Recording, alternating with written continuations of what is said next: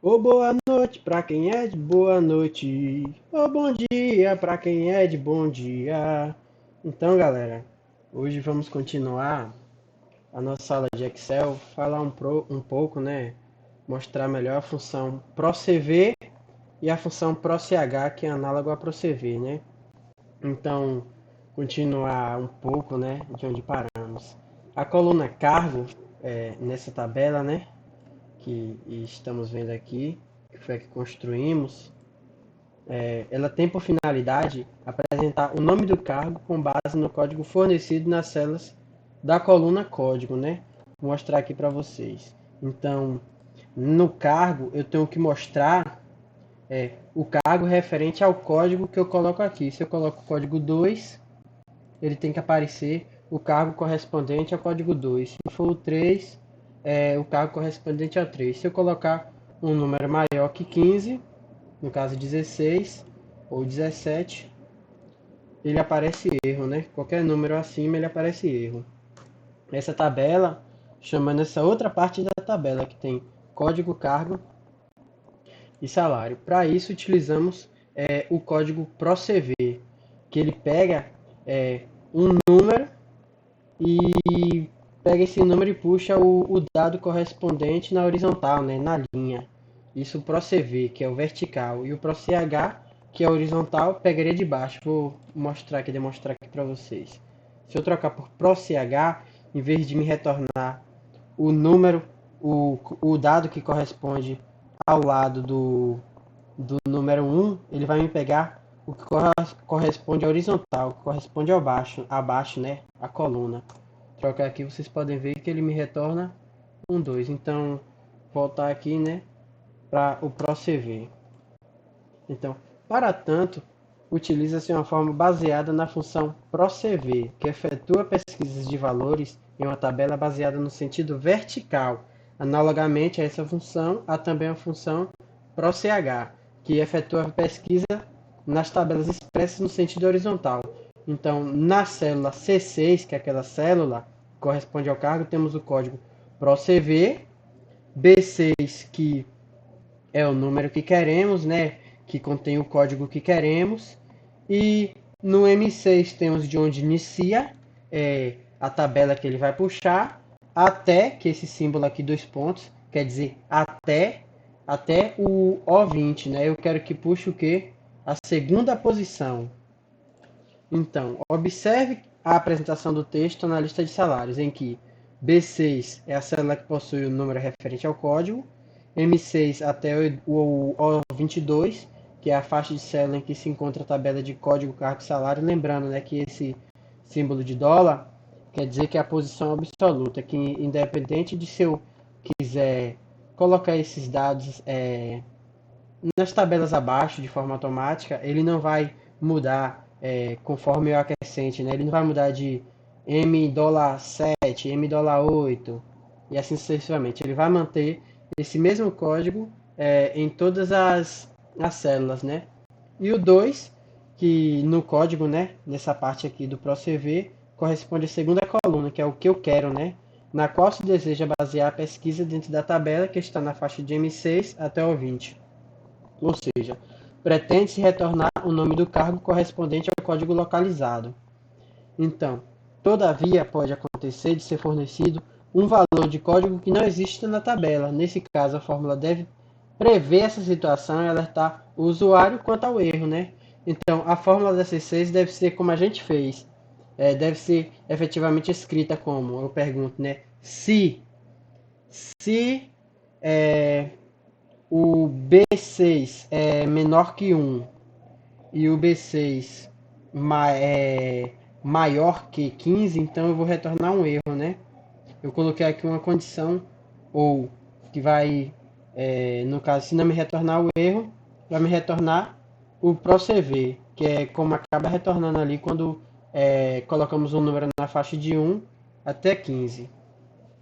Continuando aqui na leitura do código, né? Temos aqui a função ou. O ou vai pegar duas variáveis, né? Duas variáveis não, dois argumentos. Como vocês podem ver, eu posso colocar mais de um, mais de dois, eu posso colocar até três, né? Antigamente você não poderia colocar dessa forma, você tinha que encadear um argumento dentro do outro. Eu vou mostrar mais ou menos isso.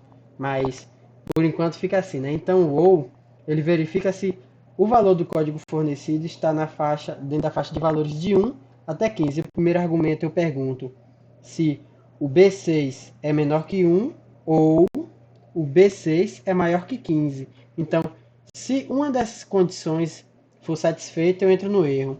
Se não, eu venho para o ProCV e me retorna a tabela. Então, né? Erro é a mensagem que se apresenta caso o valor do código fornecido seja menor que 1 ou maior que 15. Eu posso trocar esse nome para que apareça errado ou alguma outra coisa assim. E o ProCV apresenta a resposta desejada quando o valor fornecido é válido, né? Então, o que é que seria válido? De 1 até 15. Se for maior que isso, ele vai me retornar o código erro. Eu que tratei essa condição, não é o programa que trata dessa forma, que escolhe erro, que escolhe a faixa de valores. Você, na hora de montar um programa, um sistema, você escolhe essa condição, entendeu? Então, abrindo esse parênteses na apresentação do tema, né? Isso daqui, abrindo esse parênteses, que vou explicar um pouco mais, né? Não quer dizer que eu vou abrir parênteses para determinar um argumento em uma função, não. Então, né? Cabe aqui apresentar detalhes sobre o uso de funções lógicas no Excel.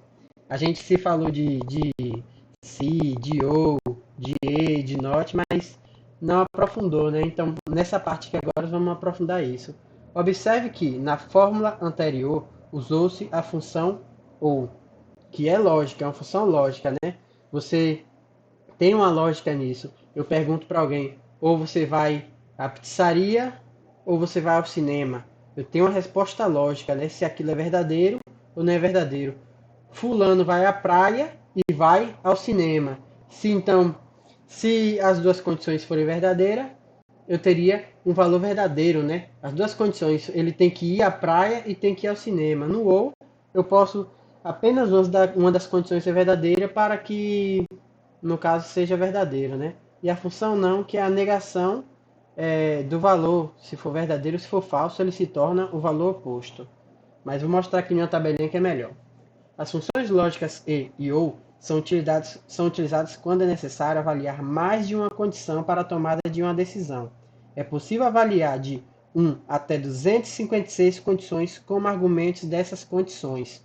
A função e é de conjunção e a função lógica ou é a de disjunção inclusiva. Para entender melhor essas questões, observe a tabela, né? Que essa daqui é a seguir.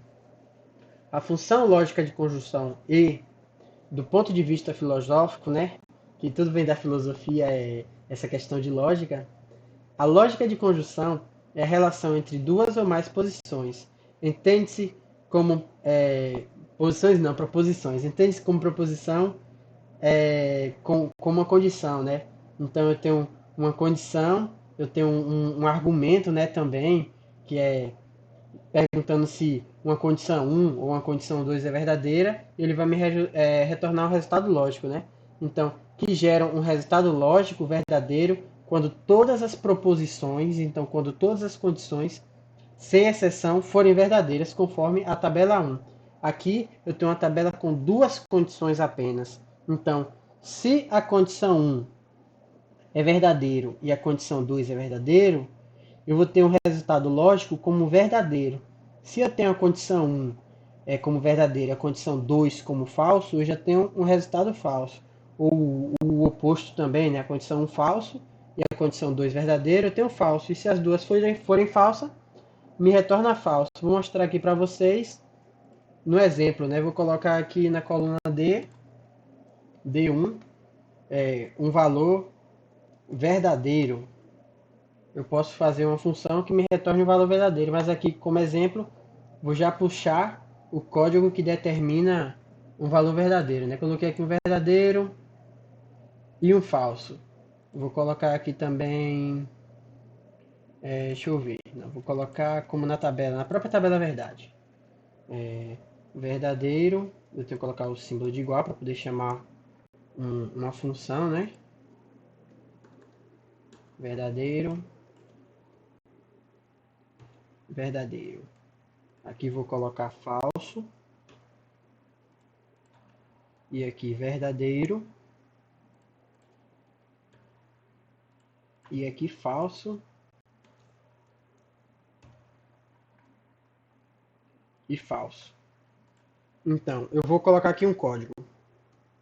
Eu quero saber se a condição, né, se os argumentos são verdadeiros para retornar verdadeiro, ou se um deles, pelo menos, ou os dois, são falsos para poder me retornar um valor falso, né? Eu vou abrir aqui, eu pergunto para a lógica, né, D1. Eu estou perguntando se o campo D1 é verdadeiro e a função e, como ele já está, né, o e. Eu pergunto se uma coisa é e outra também é. Não estou perguntando o. Eu vou perguntar aqui o e1 também.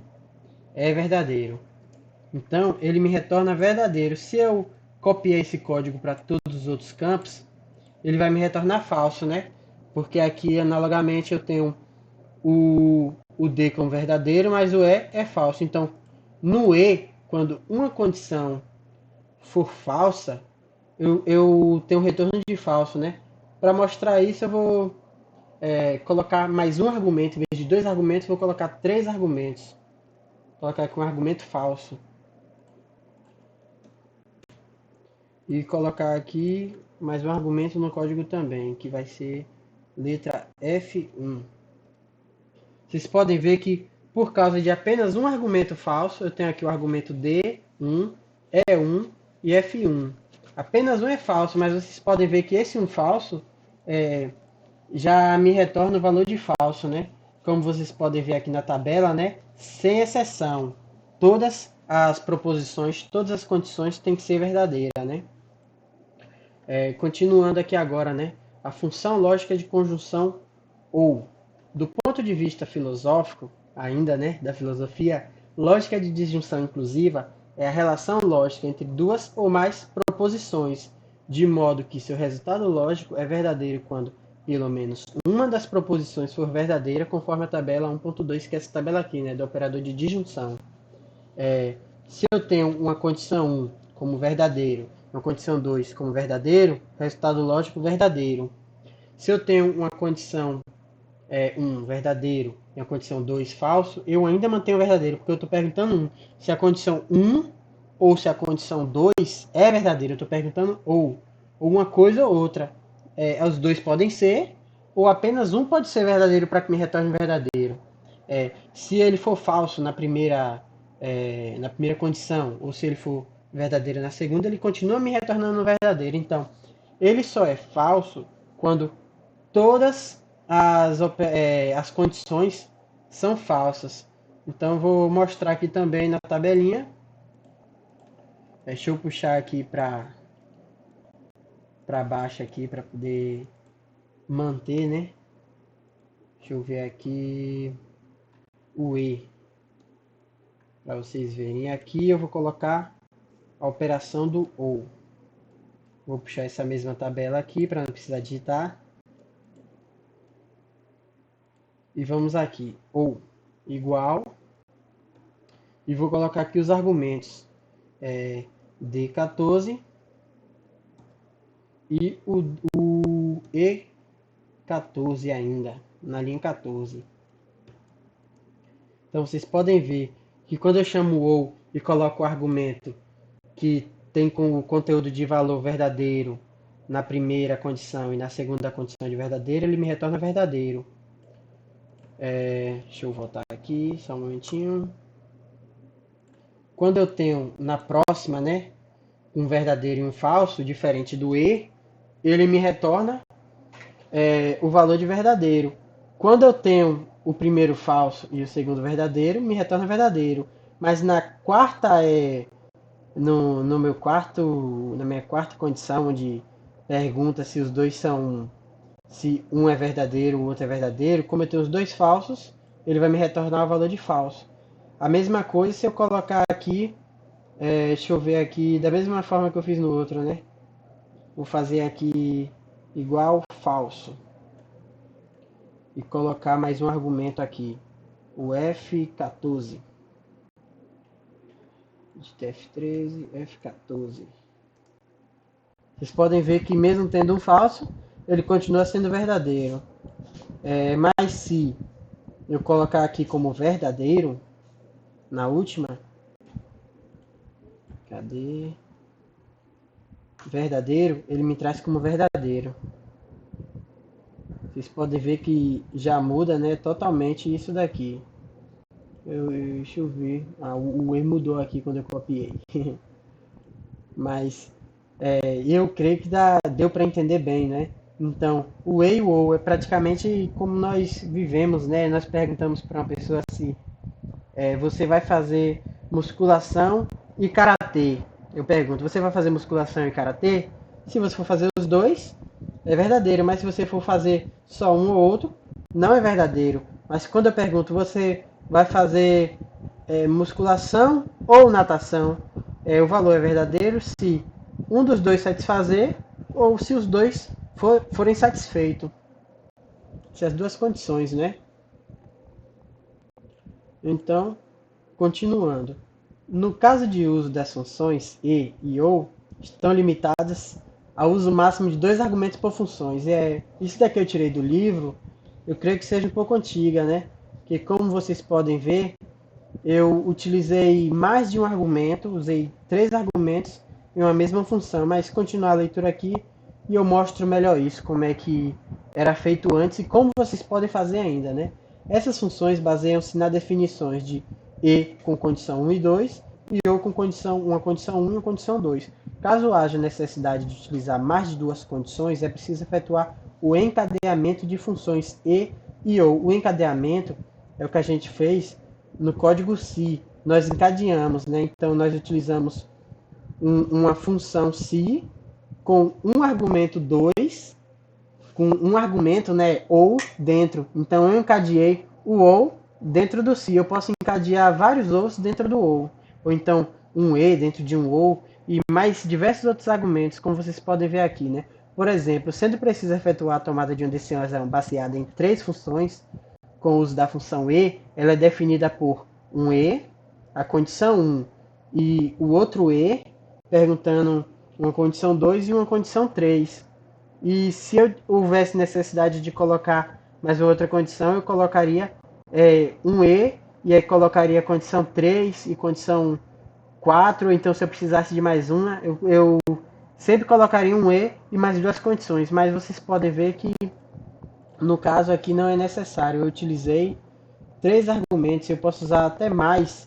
Vou colocar aqui para vocês verem, né? Tomara que dê certo. Imagina que se não der certo. Cadê G14? Vocês podem ver que está aceitando mais de um argumento, mas quando ele fala ali do argumento, vou mostrar aqui, cadê verdadeiro? Eu sempre clico em Enter, eu tenho que clicar em Tab para poder já pular de linha. Deixa eu ver, verdadeiro, e colocar aqui como falso. 3 argumentos já é o suficiente. Vamos perguntar se E, deixa eu ver, D1. Aí eu já estou testando a condição. Antes você não podia colocar as 3, então você faria o quê? Colocaria o E novamente, né? E perguntaria E1 e F1. Cadê? Encontramos erro na fórmula. Tente corrigir, deixa eu ver o que foi que ele corrigiu. Faltou fechar o parênteses novamente, porque tem que ter 2 parênteses. Eu tinha colocado só um daqui e esqueci de fechar. Cada parênteses tem que ser fechado. Esse parênteses é fechado por esse daqui e esse é fechado por esse. Então, cada parênteses ele tem que ser fechado para que não me gere um erro. Então, como vocês podem ver, está encadeado, né, uma função e. Se eu colocar aqui como verdadeiro, ele vai me retornar o valor de verdadeiro. Como é que eu posso estar encadeando mais? Eu posso até colocar um ou aqui dentro, né? Se eu perguntar um ou, um desses dois aqui pode ser falso, para que ele me retorne. Porque eu coloquei como encadeamento, o segundo argumento, eu coloquei um ou. Então, para ele me retornar falso aqui, esses dois tem que ser falso. Falso. Então, ele me retorna falso. vocês tiverem dúvida, vocês podem estar sempre consultando aqui a tabela da verdade, ó. Mas isso assim depois que você entende, fica fácil. Você praticamente não precisa nem dizer que decorou. Você utiliza para sua vida. É uma pergunta simples, ou uma coisa e outra, ou. Então, basicamente isso, né? Não tem nem mais explicação, né? Deixa eu ver. Outro ponto, né? Deixa eu ver, eu acho, peraí aqui. Outro ponto a ser considerado com função, com relação ao uso de funções e ou, é que normalmente estão associados ao uso da função se, que é pergunta, né? Se uma coisa é verdadeiro, né? Ou se não, se e se não, que precisa de três argumentos para ser operacionalizada. Então, para executar essa operação, eu preciso de três argumentos na operação se, né? Respectivamente a condição, a ação para a condição verdadeira e a ação para a condição falsa. Então, quando eu pergunto, deixa eu ver aqui, vou colocar aqui uma função se, vou fechar isso daqui, vou limpar aqui para poder ficar melhor e vou ampliar. Tem muita gente que está no celular, né? Vou colocar aqui uma função se, eu utilizo o símbolo de igual e abro. Vocês podem ver que após abrir parênteses eu já me pergunto, teste lógico, né? Eu vou perguntar se o campo D3 tem o nome Pablo.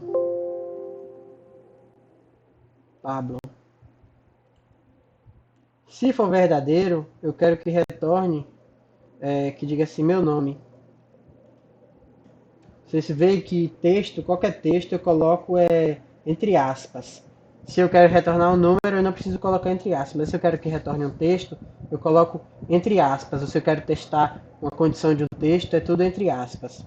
Então, como terceiro, coloquei um parâmetro. Meu primeiro parâmetro é se D3 tem o valor igual a Pablo.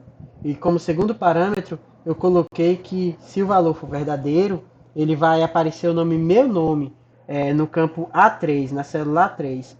E como terceiro parâmetro, se o valor for falso, eu vou colocar aqui outro nome. Fecho, deixa eu ver, e fecho parênteses. Aqui apareceu outro nome porque não tem nenhum nome, né? Eu posso testar também uma condição, colocar uma condição que se não tiver nada ele vai aparecer sem nome, mas no caso aqui vamos testar, né? Vou digitar aqui meu nome, Pablo, e era para ele aparecer, né? Não apareceu, porque era no D3. Cadê ref? Deixa eu ver, erro de referência, célula inválida. Foi porque eu cliquei em X, Ctrl V. Vou voltar aqui, D3. Vocês podem ver, aparece meu nome. Vocês podem ver que no A3 tem um código, mas porque eu tenho no D3 o nome Pablo, ele vai retornar meu nome. Se ele tiver qualquer outro nome, Pablo A, vai retornar outro nome. Deu para entender o que é a função se? Eu pergunto, né? Se D3 tem o nome de Pablo, então eu entro no segundo parâmetro, que é meu nome, e se não for, ele entra no terceiro argumento, né? Que seria outro nome. Deixa eu ver aqui. É isso mesmo, então, né? O se. Agora a função lógica de negação, que é o não, né? Continuando ainda, né, do ponto de vista filosófico, negação é rejeição ou contradição do todo ou de parte do todo. Pode ser a relação entre a proposição P e sua negação não P, né? Eu tenho uma proposição, eu poderia utilizar qualquer nome, A, ou até o nome proposição, e a negação não proposição. Se P for verdadeiro, quando eu utilizo não P, o P se torna falso, né? Não P quer dizer falso. E se P for falso, não P é verdadeiro. Então, eu nego alguma coisa. Se uma coisa é verdadeira, eu utilizo não, aquilo vira falso. E se for oposto, ele se torna oposto. Vou mostrar aqui, né? Mas continuando a leitura, a função não opera apenas como argumento e tem por finalidade inverter o resultado lógico da condição a ela atribuída. Assim, se a condição for verdadeira, a função não faz com que essa condição seja considerada falsa. Mas se o valor da condição for falso, a tabela não, a função não, faz com que essa condição seja considerada verdadeira, conforme a tabela 1.3, né? Então eu tenho a condição verdadeira se eu utilizo o operador de negação, aquele valor, aquele resultado lógico vai me retornar falso. E se eu tiver o valor falso, na minha condição, vai me retornar verdadeiro. Vou mostrar aqui para vocês. Deixa eu limpar o conteúdo. Eu tenho aqui na D2, vou colocar aqui o valor de verdadeiro. E vou colocar aqui o valor de falso na D3. Então, quando eu utilizo o não, vocês vão ver aqui o D2, que ele transformou o D2, transformou não, né? Ele puxou uma referência do D2, porque ele não transformou o D2 continua lá. Ele puxou uma referência do D2 negado, um D2 invertido. Como o D2 é verdadeiro, então o A2, que é uma referência do D2, só que invertido, ele me retorna falso. E se eu utilizar o não no D3, que é falso, ele vai me retornar um valor verdadeiro. Então, basicamente é isso. Através disso tudo, nós podemos criar programas complexos, né? Através do básico que podemos fazer alguma coisa complexa. Quando você utiliza um site, né? Vamos ver aqui um Facebook. Cadê? Deixa eu ver aqui um e-mail. Yahoo. Só para testar aqui, só para vocês verem como é que se usa essa condição, né? Além de alguns programas assim, vocês verificarem e ter um entendimento de como é que funciona. Quando eu quero testar, para mim poder fazer um login no meu e-mail, aqui, poxa, esse daqui não seria o correto. Deixa eu ver aqui, alura.com.br, entrar. Aqui, como vocês podem ver aqui, tem um campo de e-mail e senha. Ele está testando a condição e não OR. Então, para que eu faça o login, eu tenho que o meu e-mail bater com alguma coisa na tabela referente a meu e-mail que exista e que a senha correspondente àquele e-mail seja aquilo, a minha senha, né? Vou mostrar aqui para vocês como é que se faz isso. Que vocês através do Excel pode criar um programa complexo que pode testar tudo isso. Vocês podem fazer um sistema, cadastro com a tela intuitiva, bonitinha. Pode fazer um sistema bem completo mesmo, né? Vou ver aqui um igual, aí eu pergunto, deixa eu ver, se, primeiro um se, né? Se eu quero um teste lógico de E, eu quero saber se o campo C,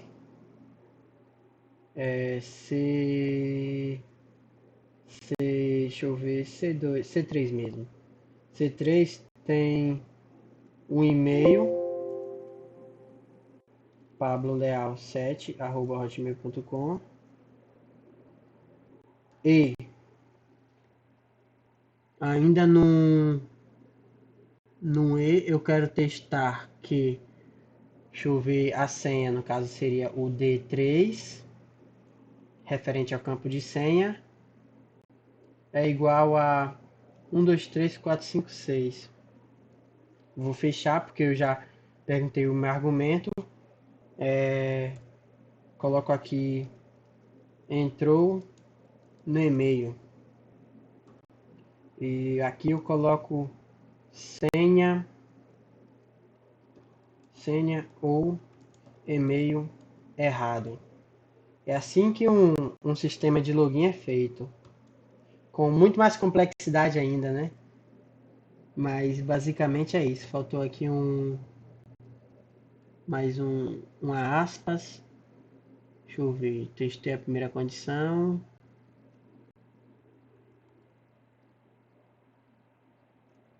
É isso mesmo, sem o e-mail errado, porque não tem nada. Eu perguntei se na tabela C3, vou colocar aqui campo referente a e-mail e campo referente a senha, né? Então eu vou colocar aqui o e-mail pableal7@hotmail.com.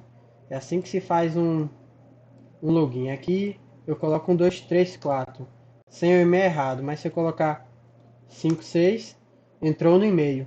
Eu testei, né? Eu testei, vamos supor, quer que seja o banco de dados contendo os e-mails e as senhas. Ele vai testar se aquela senha bate com aquele e-mail ou se existe, né? Se eu errar o e-mail, ele dá a senha ou e-mail errado.